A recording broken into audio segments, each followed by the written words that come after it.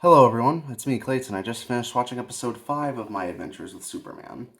Now that we're around the halfway point, it makes sense for Lois to not only figure out the truth about Clark's identity regarding Superman, but for Superman to also be tested in an interesting way, both emotionally and physically. And this episode provides both. So, after Jimmy Olsen is gonna go Sasquatch hunting to fuel his conspiracy theory videos, he finds that someone has been making him look like a fool on the internet. Guess who? It's Steve Lombard, the jockey reporter who basically comes across as obnoxious. So, Jimmy Olsen obviously has some words for him once he finds out that Steve Lombard is the person who's been making response videos to his theories. And on top of that, Lois and Clark try to find out more about the tech criminals by using an old police scanner they find in the Daily Planet. Turns out there's someone else who's been taking out the tech criminals, who the criminals mistake for Superman. And turns out Slade Wilson ends up encountering Superman and actually manages to overcome him in a fight thanks to high technology, and the fact that Slade himself is of course an accomplished soldier.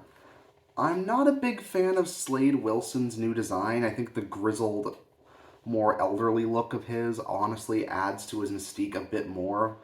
I just prefer the original comics design to his design here, but as a character, I think he's pretty much on point.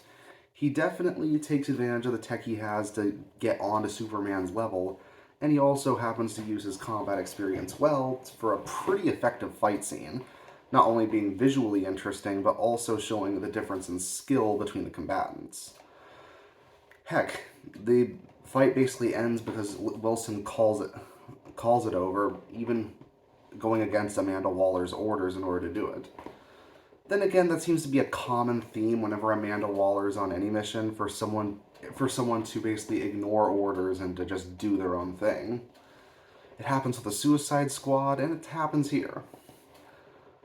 But the biggest thing of note in the episode is what happens afterwards. Lois Lane, to force Clark Kent to say that he's Superman, or at least to show evidence that she knows, she throws herself off the roof of a building and forces him to catch her, because she knows he's going to catch her.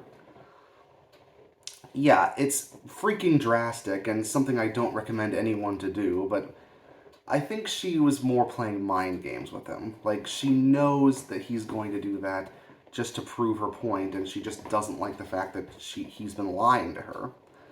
But I can understand what Clark Kent is thinking. She thinks she's gonna publish all his secrets and just completely ruin his solitary life, and ruin the fact that he can catch criminals off guard, and the fact that he's just trying to find out himself out at this point.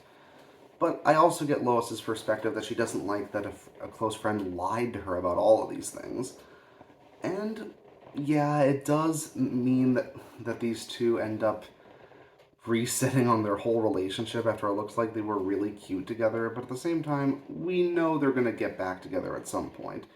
Especially since Jimmy Olsen does go on a Sasquatch hunt and he ends up in trouble. So I'm guessing the two of them are going to save him, and they're going to find out they're going to trust each other again. There's several episodes left in the series, so I'm pretty sure that's how it's going to go down. But yeah, I think this is a pretty effective midway episode, and also it happens to do a good job doing what the series has been doing well since the beginning. See you next time.